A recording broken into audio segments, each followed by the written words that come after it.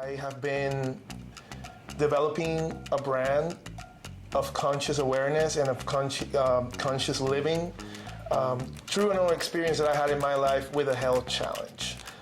I have dedicated my life to art. I've been a musician since I'm 11 years old, and that took me to take other routes in life. I studied finance. I became an entrepreneur later on when I started working in film and art. I've always been involved in entertainment and just the arts in general. But later on in life, as I progressed in my career, I suffered a very severe disease that pretty much took me out for 3 years.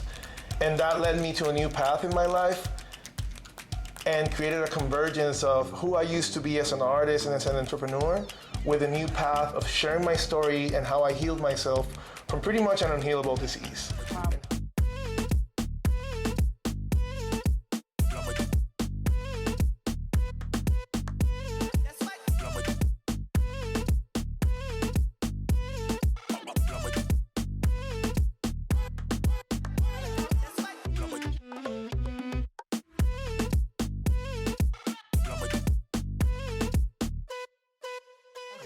So thanks for joining us today. Here I have Isai, and he is going to share a little bit about what he's been working on, what he's been up to, and some takeaways that y'all can have from this conversation today.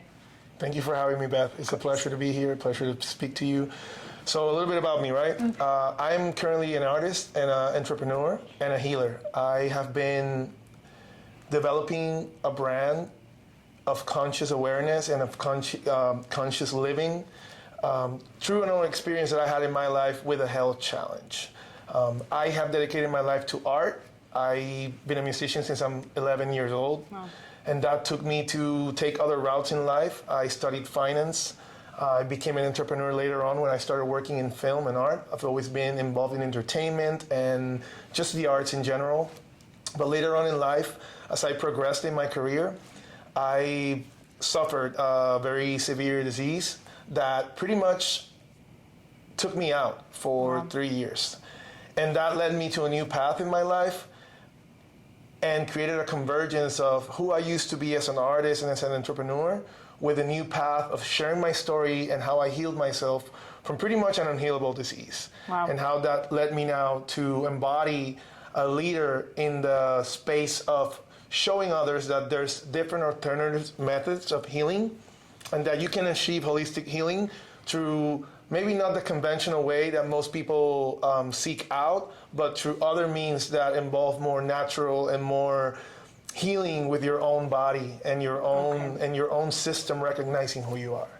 Yeah, okay. So through that experience, what was kind of the biggest challenge that presented you, and how did you take that challenge and allow it to push you down this path that you're now on? Well, the biggest challenge at that point was that I didn't have answers to what was going on with me at that present time. You know, I pretty much seeked out, and we speak about more about the health challenge per se, because that was kind of like what really took me out of all my other endeavors, was the fact that every doctor that I went to, they didn't have a diagnosis. They didn't really know what I had. And in that process, you know, you get overwhelmed.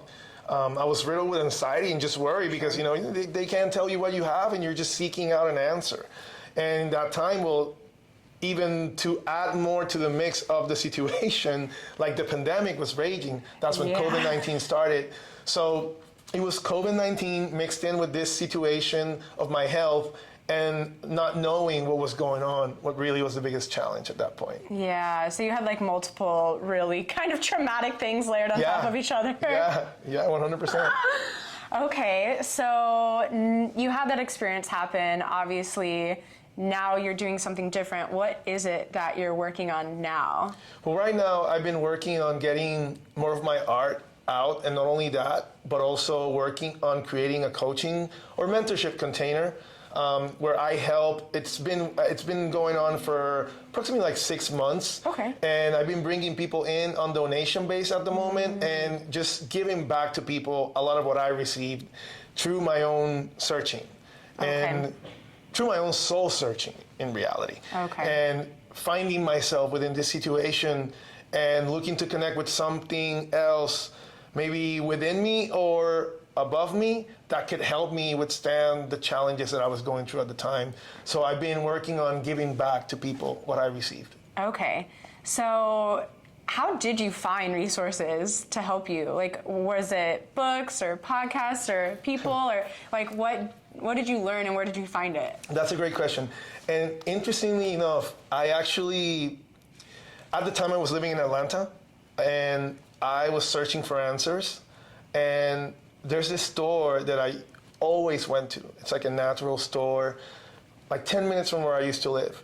And one day I went to the store because I kept feeling, and I had this like, no, it was more than a feeling, it was a knowing that whatever I needed to search for to help me, I hadn't found it yet. Okay. And one day I went to the store that I always go to, and there was this lovely guy that worked there, amazing person. And I asked him, hey, do you have any books on like natural healing, homeopathy? And he's like, yeah, we have a whole section. And he took me to this section of the store where they had all these books. And there was a book that stood out to me, a green book called The Alchemist's Handbook to Homeopathy. Oh. And I literally felt it was magnetic. And I grabbed the book, and that book led me to find the doctor that later on helped me get my healing. What? How? Literally how? Well, I started reading the book, and it completely caught my attention. I was like, okay, this is speaking my language. It's saying all the right things. It's basically, as they say, it's striking a chord. So I pretty much just said, whatever doctors I'm working with right now, they're not the ones that are going to help me. I need to find somebody that's like good at homeopathy. And there's a lot of like, things out there about homeopathy and this and that, and there's a lot of opinions. This is my own experience. Nobody told me this. I didn't hear it on the radio. I didn't see it on a program. It's not as seen on TV. Yeah. I actually went through the treatment and I actually went through the experience. So this is like firsthand knowledge. I saw this book. I gravitated towards it. I started reading about it, and I couldn't find a doctor where I live that used this sort of like, could say methodology. Okay. And I went back to Puerto Rico to see my family at the time. And at this moment, I'm like riddling with inflammation, like my eyes closed, my whole face swollen. I have no hair. It's a whole thing. Yeah. Everybody could tell that something was going on. For sure. I come back to Puerto Rico, and I go to this doctor that I knew for a while. And I went to him because he was more like an alternative doctor. And I asked him, hey, so what's going on? What do you recommend? And he said, you know what? I think that you should go see my friend. And I'm like, oh, really? Who is she? And he's like, she's a homeopathic doctor. Oh, and that was what I was reading about. And I'm like, oh, really? He's like, yeah, but not only that, she's like a regular doctor, MD, board certified, that pretty much went a different route. So she has like the traditional background, but with a more like holistic approach. And I was like, great. So I went to this doctor, and long story short, she put me on a protocol. She helped me regain my health, and I went into complete healing like pretty much 2 years ago. Wow. Okay. And are you still in contact with her? Yeah. Or, okay. Yeah, I see her pretty much once a month. I have a protocol from her that I follow through, even after, everything has been back to normal, quote unquote. I still keep a maintenance routine, which I don't think it's for life, but it has definitely helped me achieve better health. Okay. Is there anything from that routine that you want other people to know about that could benefit them? Yeah, I think that most people need to know that nutrition is the most amazing and important medicine. Okay. If you have a good diet and you have good sleeping habits and you go out to the sun and you drink water, good quality water too, and you eat good food, you have all the medicine you need. Yeah. So it always boils down to what are you eating, because what you eat is what you become. That's true, yeah. So what are some things that you have as staples in your diet that are indispensable, you have to eat them, they're indispensables? Fruits, greens. Yeah. That's indispensable 100%. It's and if they're organic, even better. If you can find organic, that's not an excuse. Just do a little wash with vinegar and water, and that helps take away the pesticides and whatever it has. Soak your veggies in fill up your sink water, white vinegar, soak them up for at least 30 minutes. That helps. If you don't have organic, it's not an excuse. Just try to eat as much living foods as possible. Living foods. Okay. Love that. I'm a huge proponent of eating plants, so Great. couldn't agree more. Awesome. So let's shift a little bit. So you were telling me about your background and like your journey here. So work related, you said you're doing some coaching, giving back to the community. What other projects are you working on, and what's unique about that story, and like how you got from there to here in terms of your career? Well, there's plenty of projects going on right now. I have a product that I can't say too much right now, but it's in the works. And it's something that is not available in Puerto Rico, and we're bringing. It's a health-oriented product. Super cool. And I'm also working in a lot of music projects right now, some of which I can talk to, some of which I can't. But right now, my time is invested in my coaching group, my music endeavors, and these new products that I'm developing. Okay, awesome. So how does that work for you, like day to day, with splitting up your time on big projects like that, that are diverse in nature? Well, I'm pretty good at managing time. In my, you could say, professional daytime work, I work as an assistant director. So I manage the director's time. And for those that don't know what an assistant director is, we are the right hand and the left hand of the director in the set. Everything of the director in the set. So we manage the logistics of the operation of the set. So in that career in itself, I've developed really good skills in managing time. Okay. So I'm pretty good at managing time. So I wake up pretty early in the day, and I try to like create a plan of the entire day, how it's gonna go, and I assign pockets. I think the most important thing with time management is not actually how much time you dedicate to the task, but how much of the task you do within the time that you allotted. Oh. Because if you're setting an hour to do market research, but in that hour you're looking at your phone on the text messages that are coming in, or you're looking at your email, then that is taking 1, 2, 3, 4 minutes away. By the end of the hour session, you've lost 50 minutes just looking at your phone. So it's really important for you to like set the time to whatever task you're gonna do, and then actually commit to the task. Yeah. And that's also been one of the things that has helped me the most with everything in my life, has been commitment. Yeah. Even in the face of adversity, or even when I don't want to do something, you know. And I guess it all comes down to what differentiates some people from others is, you know, when you know you have to work out, but you still don't do it because you're like, I don't know, you know, I feel this way and I don't want to do this, and sometimes you have to override that, you know, feeling center and commit to it and like rise above it, because we are bound to have feelings. It's, you know, we're humans in a flesh vessel, you could say. So it's impossible not to have feelings, but what really matters is how you approach those feelings. Yeah. Because sometimes the feelings are just like a barometer of where you're at that time. And really, they're just trying to tell you something. But if you base your decisions on them, most of the time, they're going to make you select the wrong decision, you know. Yeah. Because you might know that you need to go work out because, you know, it helps your mental health. It makes you feel your body stronger. But then, oh no, I feel tired. In reality, that's just kind of like, you have to override that at that time, because maybe you're not even tired. Maybe you're just seeking out an excuse to not do what you're supposed to. Totally. Yeah. I think I attribute that to the lizard brain. Yeah. It's like your subconscious trying to keep you safe by doing something that's already familiar with. So you have to override that like neuro pathway that's been ingrained to pick a new one. And it's going to be uncomfortable. Yeah. But you have to keep doing it to make it feel comfortable. 100%. So how does that show up in your life working and all these different things? Like, are you faced with a lot of resistance or distraction or? Yeah, 100%. I feel like resistance is inevitable as long as you're in a human body in the physical world, you know, like there's all kinds of things, you know. In Puerto Rico, because I know a lot of people from other parts of the world are going to see this, we have an issue with power. Yeah. So there's been days where I'm literally like, okay, I have a studio session, I'm going to do this, I'm going to do that. Boom, power goes out. And I'm like, okay. So the powers that be decided that I'm not going to go to the studio right now. So how do I surrender to this moment and I allow it to just happen in front of me, not create any stories in my head, and basically see it from an equanimity kind of like standpoint where I am not bothered by it.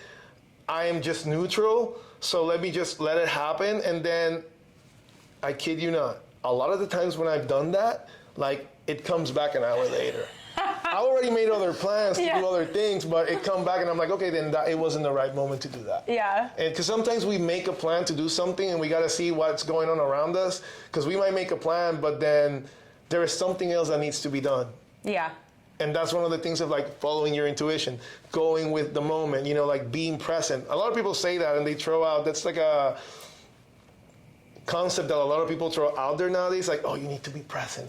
Yeah, but what do you mean? What do you mean by being present? Like, what are you talking about? And I guess it all comes down to being in the moment with what's going on. Yeah. And not actually creating ideas, because we tend to, our minds are made to protect us, and our minds might take us somewhere else and create this whole story of something that's unfolding when really none of the things that we're making up in our head, it's really even happening. Yeah. And to avoid that, going back to your question, I created a series of questions that challenge that part of your thinking mind. So I ask myself at times, do I have facts or do I have proof that this is really going on? Okay. Am I confusing a fact with something, with a feeling or with an idea? You know, like, and when you question, like when you challenge that mind in that moment, you could instantly almost see that any of the idea that you were creating or story, it just basically disintegrates. Yeah. Because it's part of the mechanism. Like the mind is made to protect you. Like, don't walk close to that ledge because you might fall. But the mind is pretty much worthless when it comes down to like making other decisions, because you're like looking for protection in moments when you don't need to seek out protection. Yeah. So it's a lot about being present and really just being in the moment with what's going on. Yeah, that makes me think of like when they show the horses on the racetrack and they're like off to the races, like 7 horses. I don't know how many horses are in a race, so. I can't remember either. I know it's a couple. A couple. They just take off and it's like, it's too late to stop them, but like putting those questions in place almost like stops the horses. Like, oh, okay, actually, like the race has not begun. Like we need to put the horses back in the stable. Yeah, I like to use I like to see it this way. If you have a car up a hill and you push the car down the hill and you try to stand in front of it and stop it, it's gonna run you over. Yeah. But it's way easier to stop the car before it goes downhill. Like if you catch it just at the top and you pull it back and you put something underneath the wheel and you like stop it, don't allow it from like moving forward downhill, like it's you have more of a chance to stop it. For sure. But once you're like in that sort of momentum energy, it's almost impossible. Yeah. It's almost impossible. Yeah, the script's already rolling. Yeah. You're in it. Yeah. Okay, so what are some other questions that you like have that you run through to keep you kind of from going over the hill, so to speak? Well, for me, I like to use questions, and anyone can come up with their own questions, because I think that's one of the most important things is you coming up with the questions that will better help you. Yeah. Because I may have a language that works for me, but it might not work for other ones. But what I suggest is always creating powerful questions that start with what. What? Okay.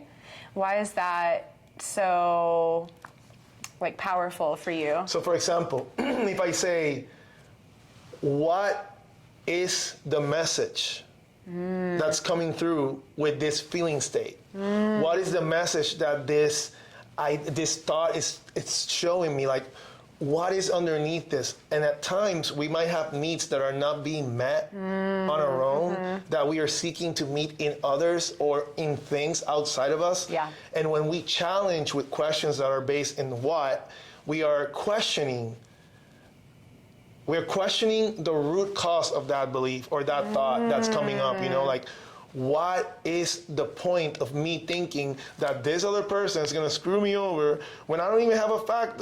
I don't have facts that that's happening. It's just my mind making these ideas up because it's trying to protect me. But at that time, it's not contributing to anything productive. Yeah.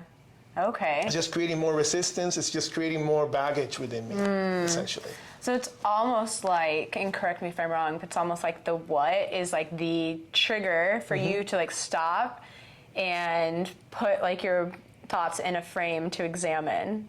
Like that's like the block, so to speak, that you're putting in front of the car. So anything that comes after that is like, that's your frame that you're... Yeah, and for example, if somebody comes up to you and tells you something that you find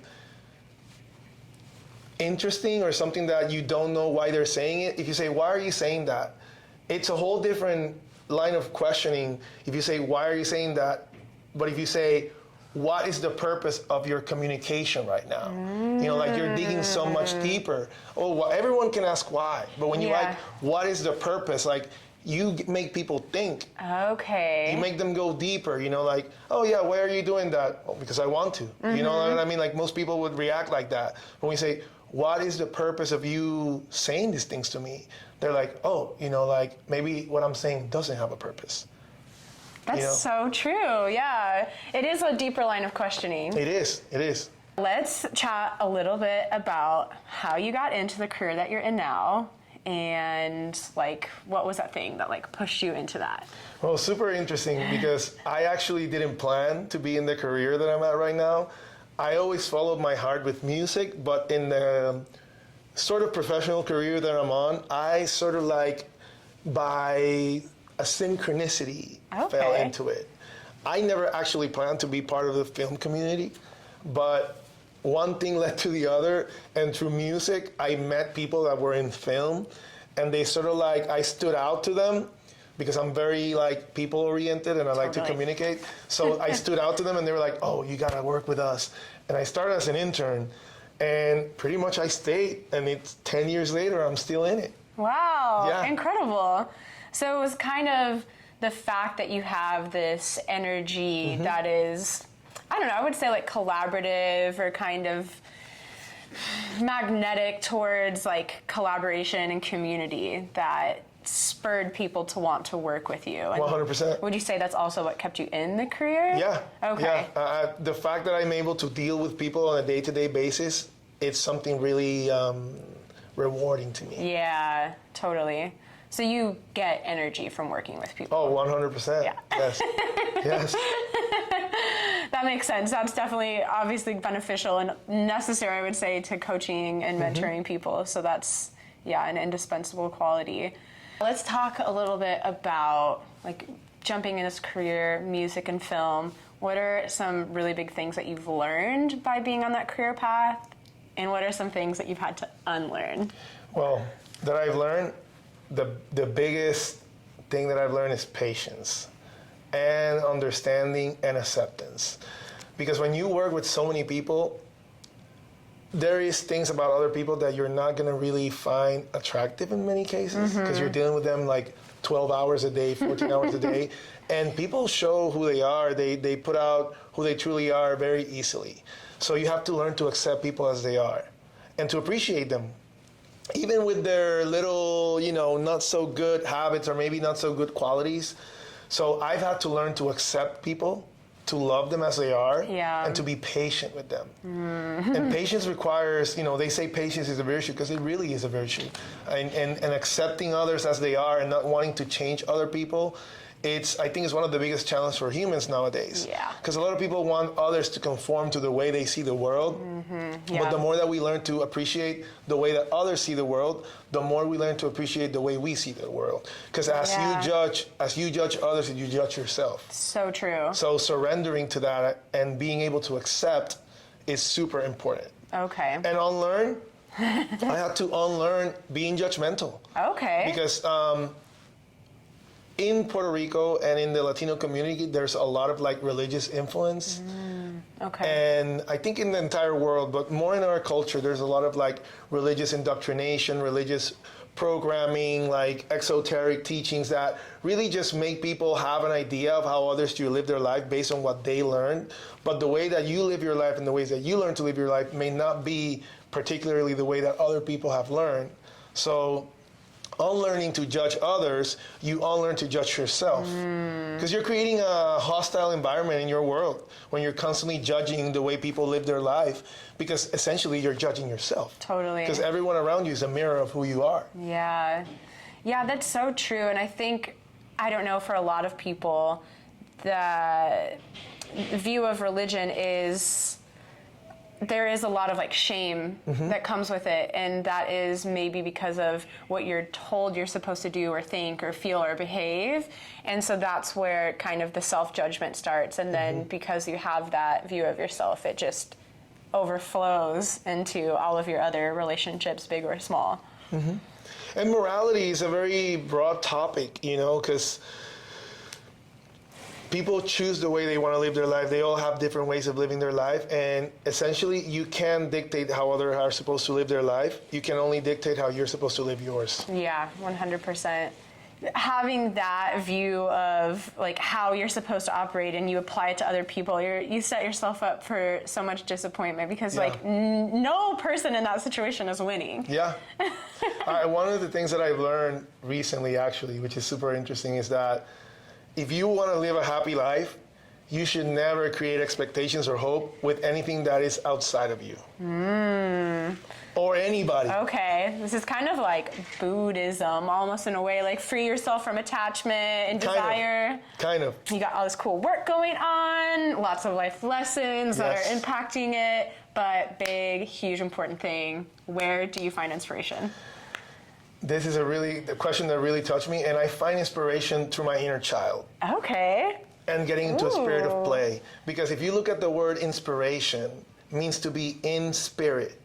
And in spirit means that you get yourself into that part of you that maybe it's not your body, but it's what inhabits your body. It's that energy. You can call it whatever you want. Some people call it mana, some people call it chi, some people call it, you can call it whatever you want, because everybody has a different name for it. And there's no real definition of what that is, of a spirit. It's a very untangible substance, you could say. 100%. So there's a writer, which his name is slipping my mind right now, but the concept that he really brought to the surface into my awareness was that he sometimes would not feel like writing, right? And he would, instead of saying, oh, I don't feel like writing, he would start scribbling other things.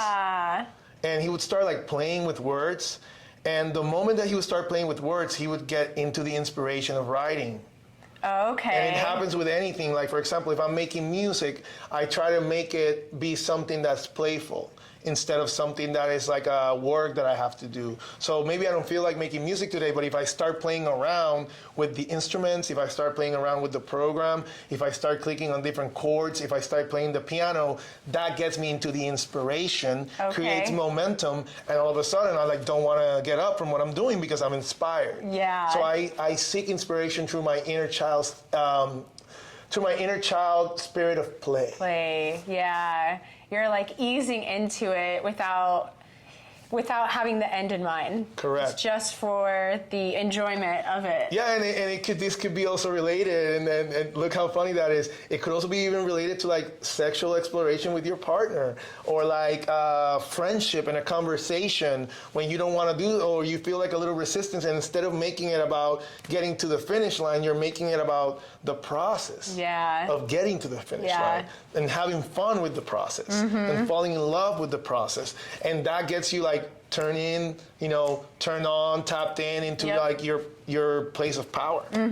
Yeah, it's your flow state. You get into flow state. Correct. Because you're just simply doing what feels right for you at the time. Yeah, and flow state is divided in three, which is active, passive, active force, passive force, and neutral time. Okay. And it's funny because when you're in active force, you're doing. You could be writing, you could be outputting. When you're in a passive state, you're letting things come into your mind, or maybe hearing a podcast, or maybe hearing an audible, right? And that's passive force.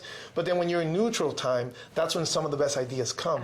It's maybe when you're showering, you get this amazing idea, and you're I don't have my notebook, I'm showering. But that's when, and funny enough, Einstein and a lot of the really big inventors and really smart people that have been through our history, got their best ideas when they were doing neutral time. Maybe they were showering and playing with bubbles, and that's when they got an idea. Because the other two forces that were at play, like passive and active, they tend to like go into neutral when you're allowing that time for your mind to be at rest.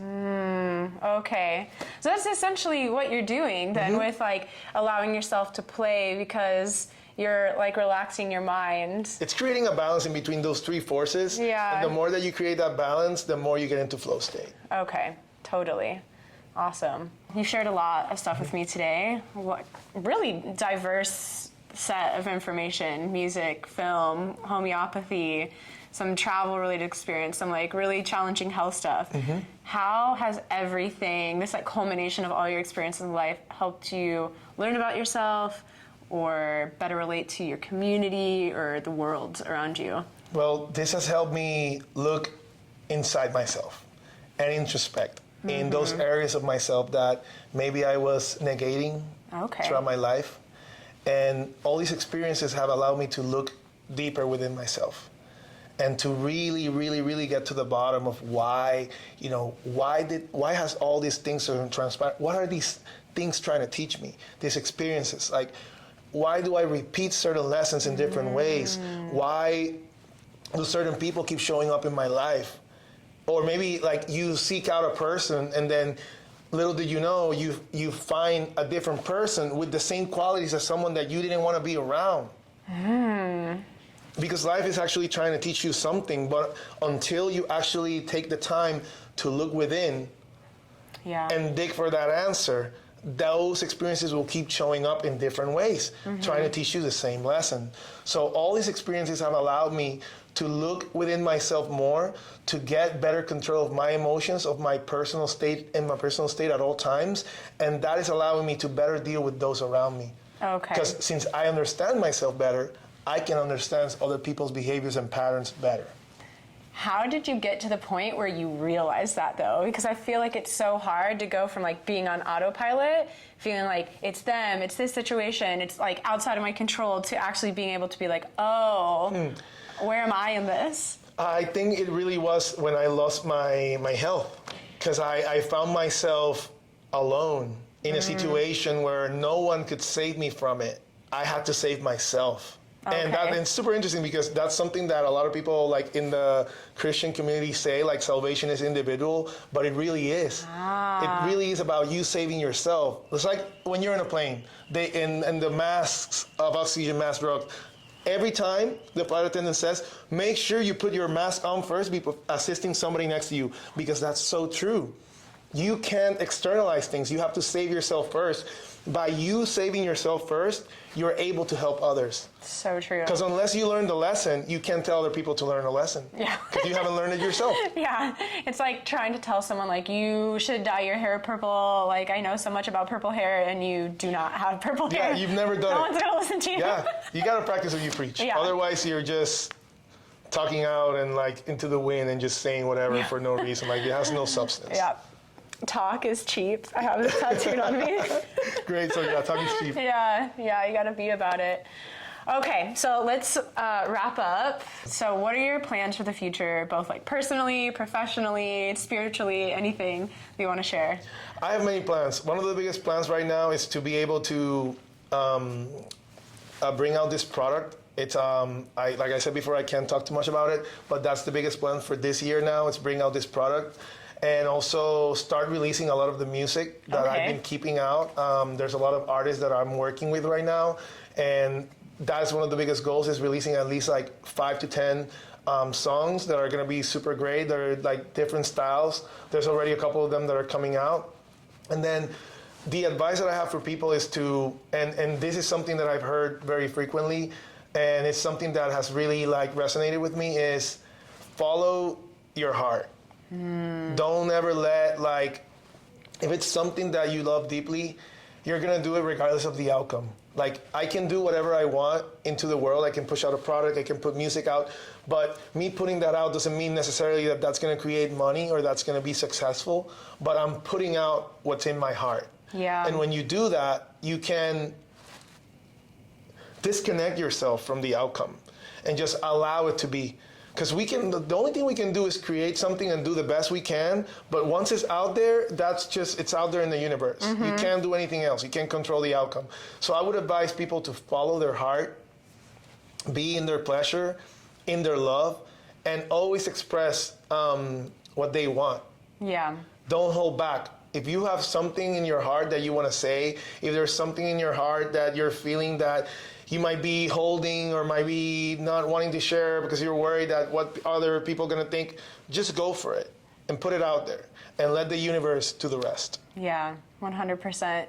That's all you really can do. Otherwise, you're trying to control things outside of your control, and that's, I don't know if you've seen that video of the guy like trying to mop the ocean. Yeah. That's basically what you're doing. Yeah. The only thing you can control is your own feeling state and how you feel internally. And the more that you get into that space, the better you're going to show up for everyone around you. Yeah. Because if you have control of yourself, you can deal with whatever happens. Yeah. And that's the one word that I used earlier, which is a word that has really impacted my life. It's equanimity. Equanimity. And it's being okay with whatever happens. Whether it's good or bad, you don't get impressed by it. You're just being, because you can't control it. Yeah, 100%. Equanimity. Really nice word to take away. And that word comes from the Bhagavad Gita. Ah, okay. Love it even more. Incredible. I did not realize that. I mean, I guess, yeah, Sanskrit is one of the oldest languages, so this makes sense. Okay, so last question, super fun random question, but who is your ride to the airport? My ride to the airport, my dad. Your dad. Yeah. Ah, shout out to dad. Yeah, my dad's the best. He's all like, I can be showing up at 11 p.m. at night and he has to work early. He's like, no, you're not taking an Uber. I'm going to pick you up. And I'm like, no, I'm going to take an Uber. No, I'm going to pick you up. And they always have this sort of like, it's hilarious. They have like a routine questionnaire the moment that I get in the car. And it's so funny because they ask the same questions every time. But I love it. So precious. That's so sweet. I love that. You have that routine questionnaire with your dad from the airport. That's great. The whole family has like a routine questionnaire and I love it. At times people be like, that's kind of annoying. But I was like, no, I love it. Let's bring it on. I already know the answers. I know all of them. I've already thought of them. Yeah. So here they are. Don't even ask the Here question. comes question number 1. That's really nice. I love that. Okay, well, I think that's all we have time for today. So thank you for joining me. Of course. So much fun, and I can't wait to have you back again. Yeah, amazing. Awesome. Can't wait to be back. Thank you so much. Yes.